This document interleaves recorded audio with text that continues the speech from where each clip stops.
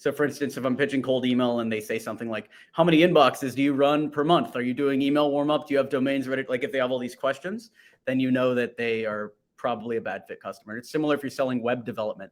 If you're like trying to pitch web development and someone gets back like, what tech stack do you work on? Like how many other like that detailed sort of stuff, like are you using an API, all that sort of stuff too early on. They're just trolling you.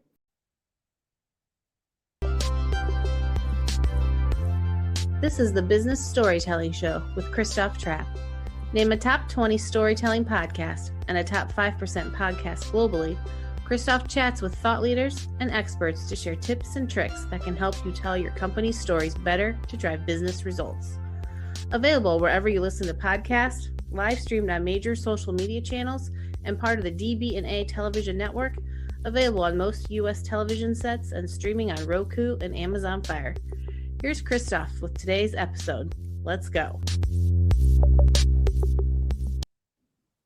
Hey, let's go business storytellers. How's everyone doing? Today, we are once again live on Amazon. And the reason I want to mention that is because everything you see behind me, the backdrop, the microphone, this wonderful gaming chair, everything can be found in the carousel. If you're watching on TV or on the podcast channels, search for Christoph Trapp, Amazon storefront, and you can find all these products there. But the product we're going to spend most of our time on today is actually Alex Berman's Cold Email Manifesto. And what's interesting to me when it comes to cold email, I get a lot of them. Most of them are horrible, a waste of my time. Why are you emailing me? Why are you asking me if I read your email? I didn't.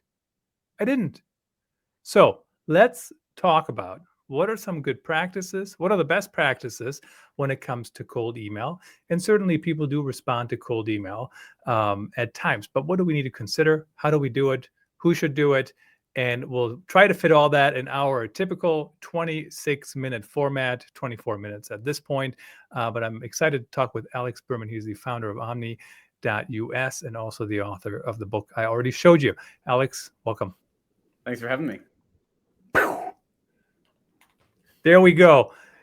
I mentioned it every time. If you hear me make that sound on a podcast channel, we're fist bumping. Hop on over to Spotify where you can watch the video version.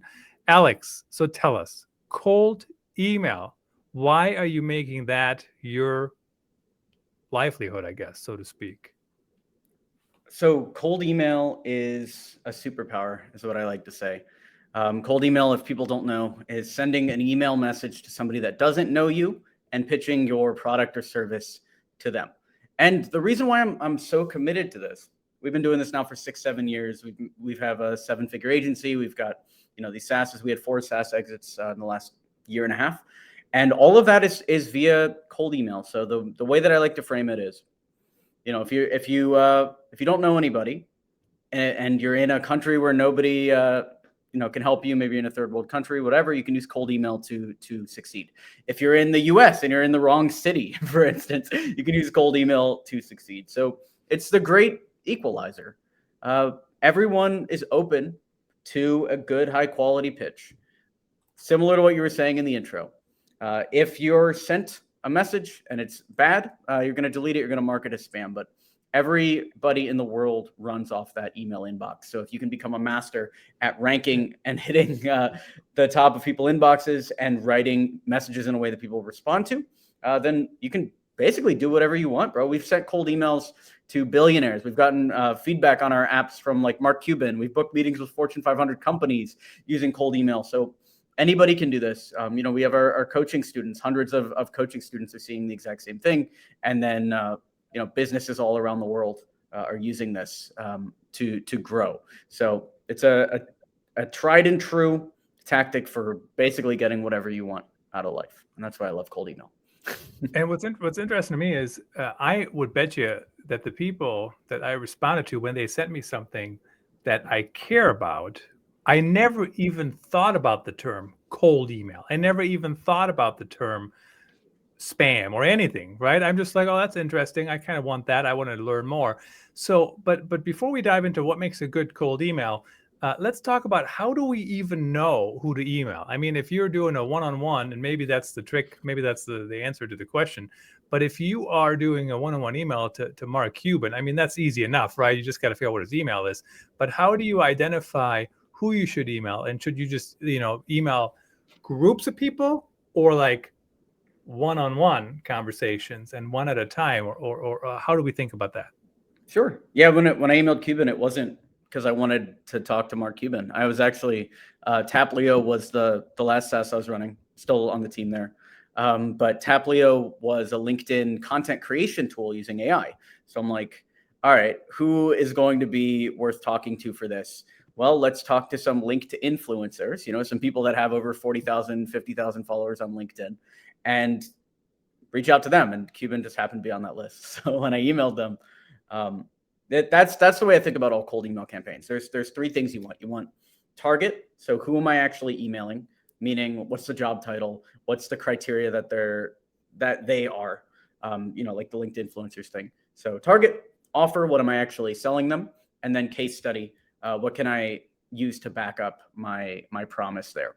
So the billionaire email, whatever, the Cuban email was for Taplio. Another campaign we ran for Taplio as well for LinkedIn influencers was for people at Fortune 500 companies and rapidly growing startups to join the platform. And that's the target. The offer was, hey, I'll give you free access to Taplio so you can publish. On our back end, it was like they get free access, and then if they want to add team members, that's how we would make money. And then the case study was Lemlist, which is another company, had used Taplio to 4x their number of brand mentions on LinkedIn by getting the rest of their team to post on LinkedIn.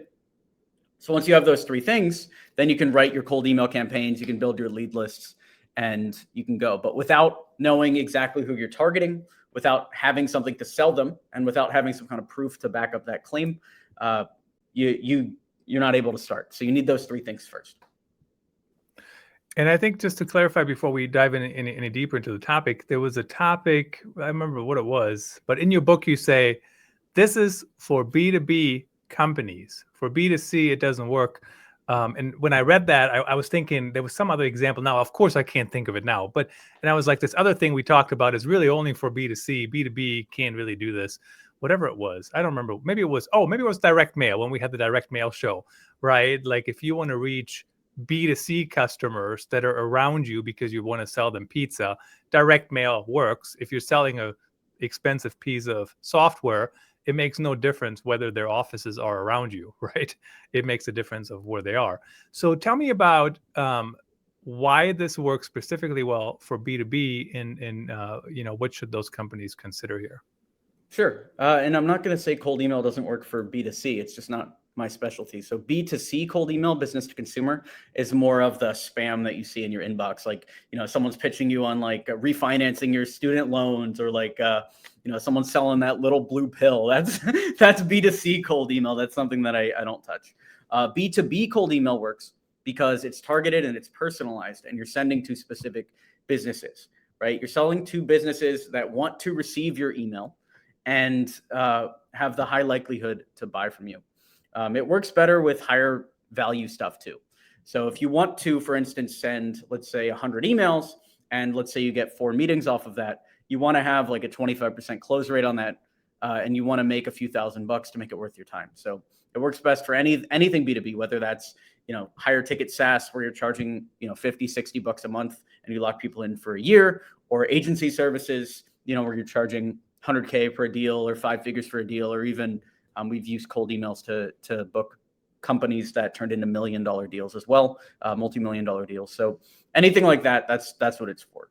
Because it takes a lot of time and a lot of effort and a lot of list building, lead cleaning, manual work to create a good cold email campaign.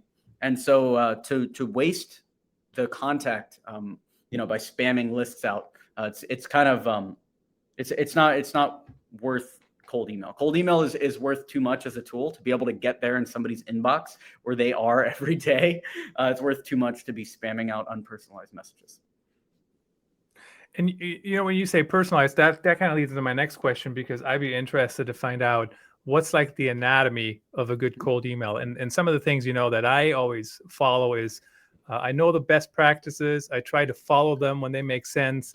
I don't always, I sometimes break them when I think it makes sense, but I use subjectline.com. Jay Schwedelson was on the show and we talked about that, right? You can measure your subject line against all the best practices and see how close you get. Doesn't mean you have to get to 100 every time, but certainly those things work.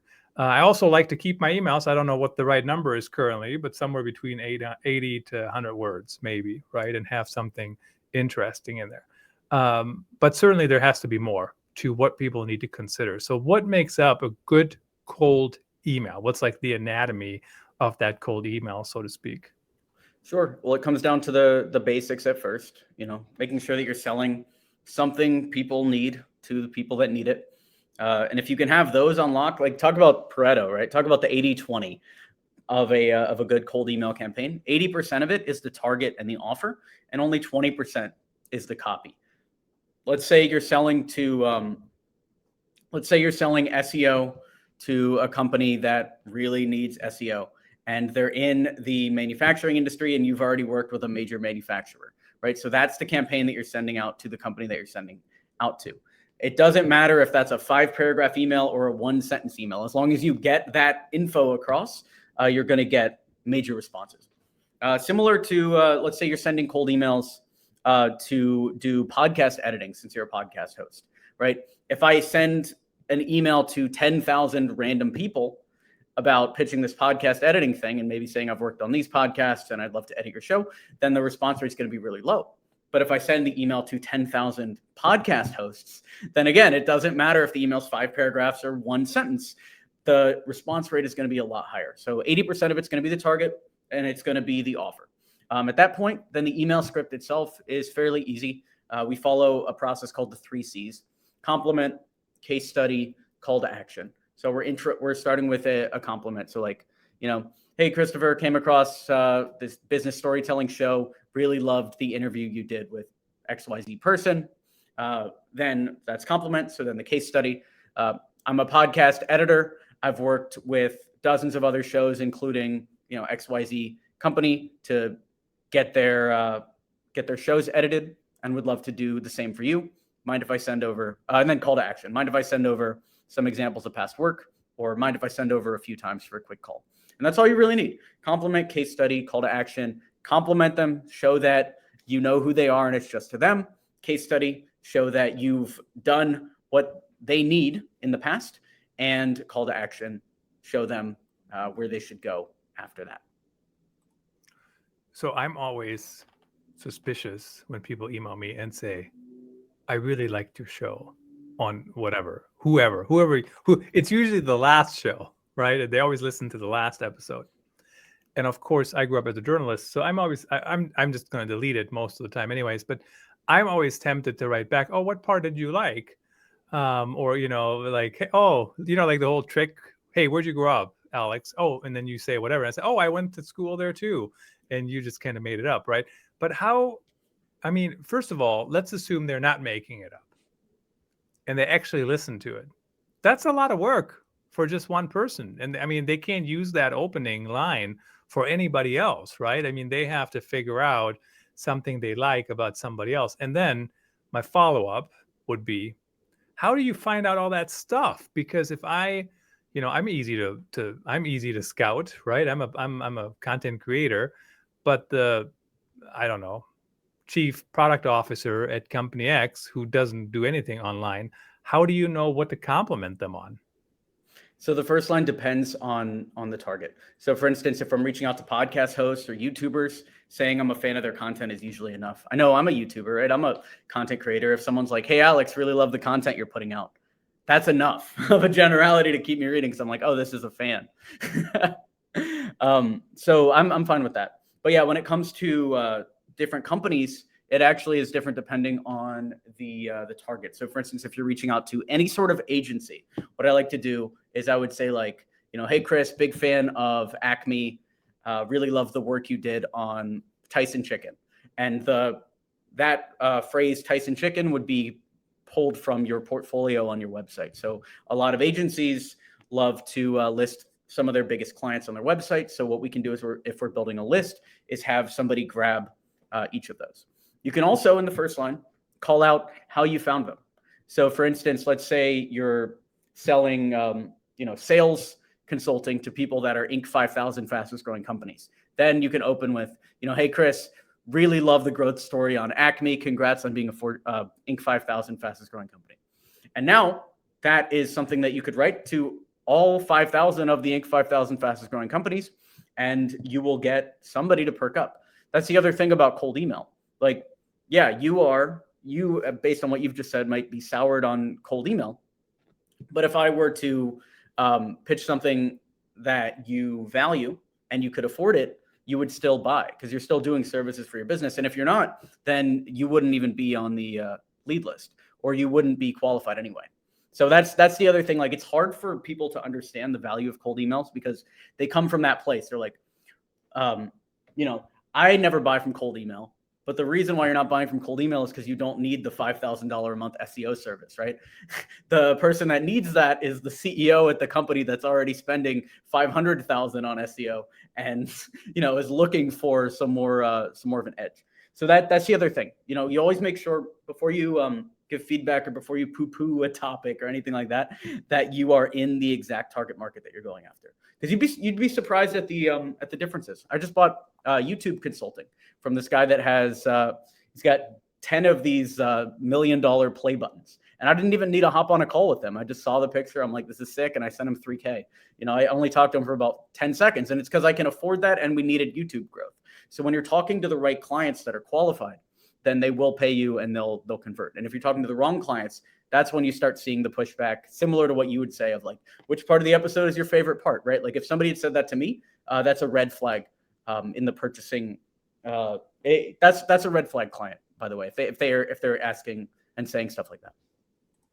Because they're not necessarily ready to buy. They're just trying to test you, Yes. Which is true, right? That is, in fact, why you would ask that. I mean, even though partially you're making conversation, which is what some of these people do too.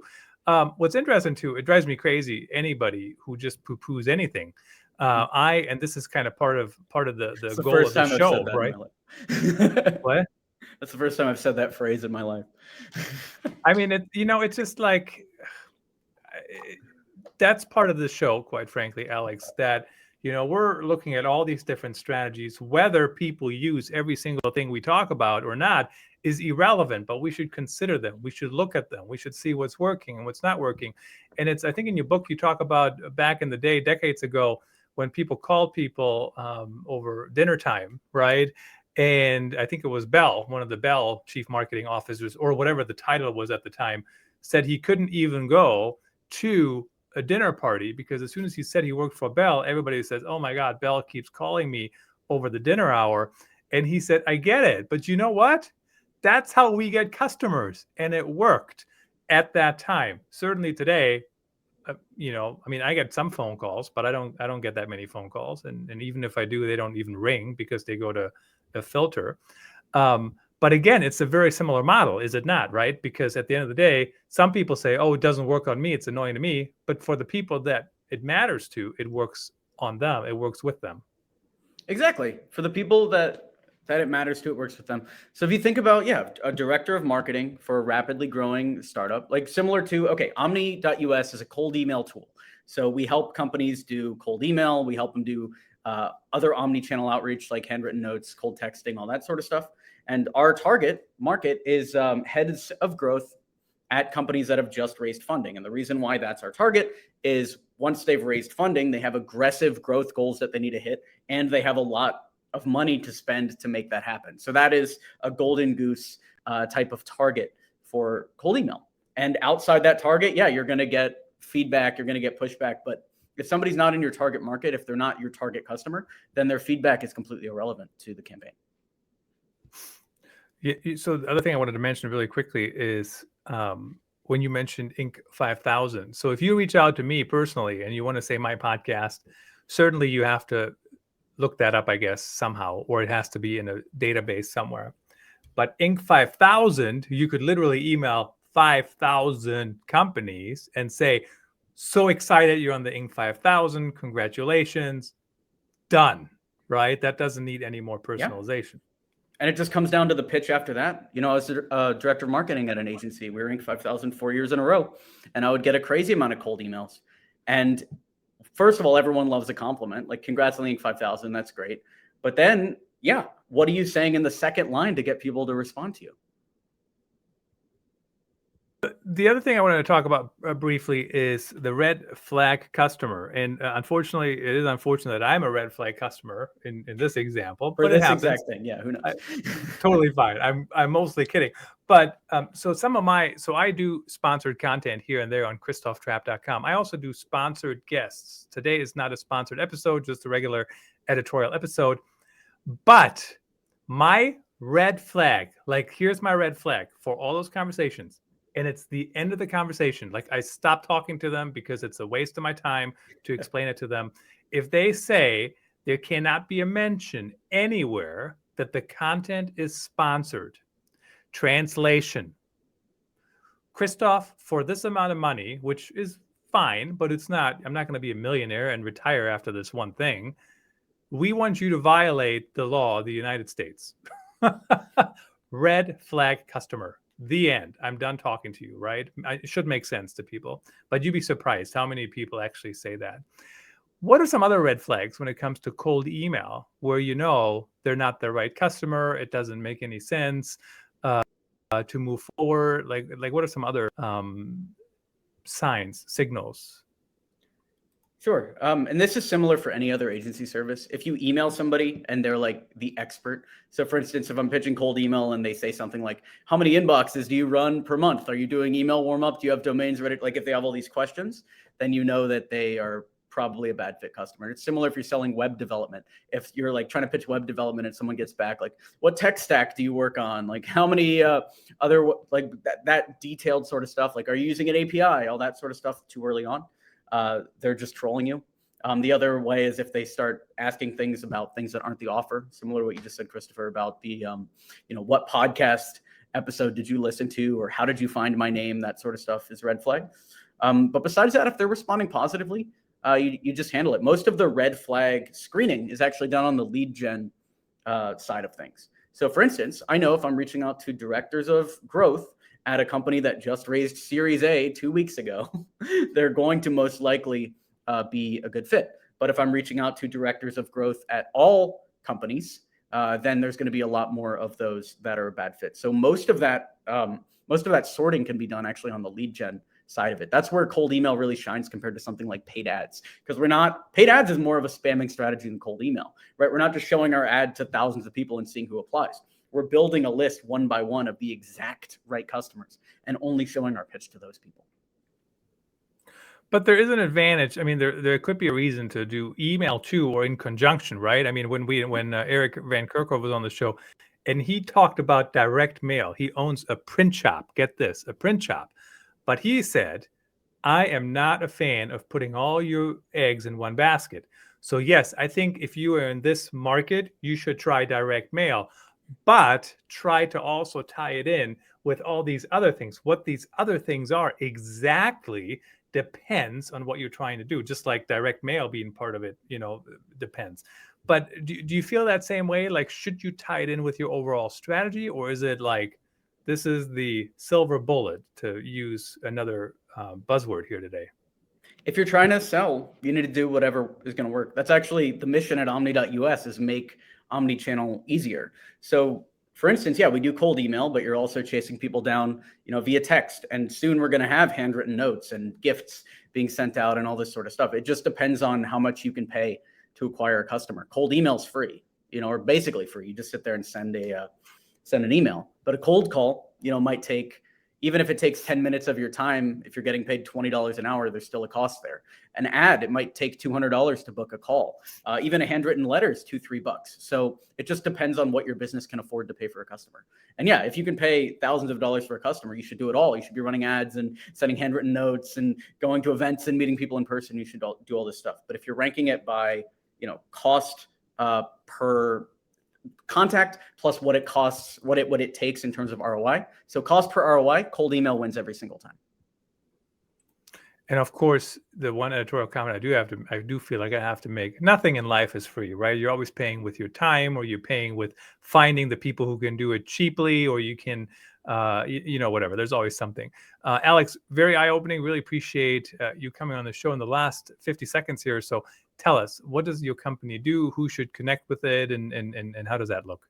Sure. Omni.us will write your entire outbound sequence for free for you as part of the free trial. So just go on over to omni.us. You can fill out that form, and it'll create an entire outbound cold email and cold text sequence for you, so you can just get going right away.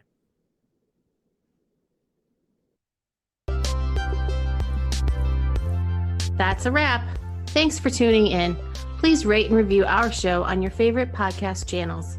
And don't forget to share this episode with your networks. We appreciate you. Until next time, let the best stories win.